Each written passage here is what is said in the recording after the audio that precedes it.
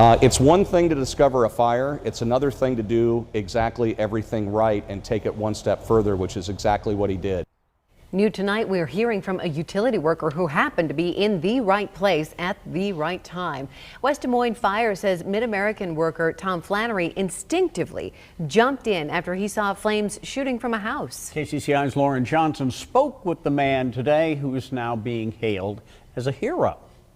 That's right. Flannery is very humble about his noble act that potentially saved lives. He says he's so grateful he was around to alert the family of that fire. And I just heard a crackling sound coming from behind me, and I happened to look over my shoulder, and the garage door, side of the garage door, there was flames coming out of it. It's the perfect story of being at the right place at the right time for Tom Flannery.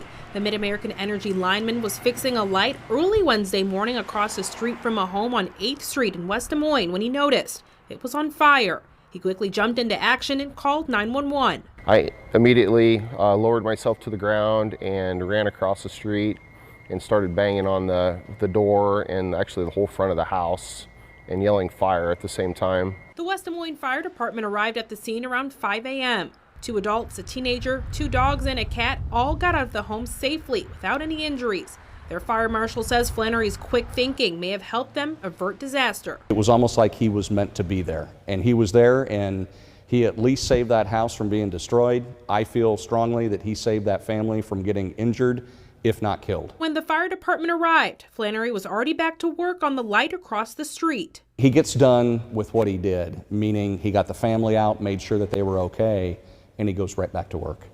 You know, you talk about a humble individual. He's up there working on that project that he needed to get done. It's surely a moment Flannery will never forget, and he's just grateful everyone made it out safely. We're happy everybody got out safe, their pets got out, and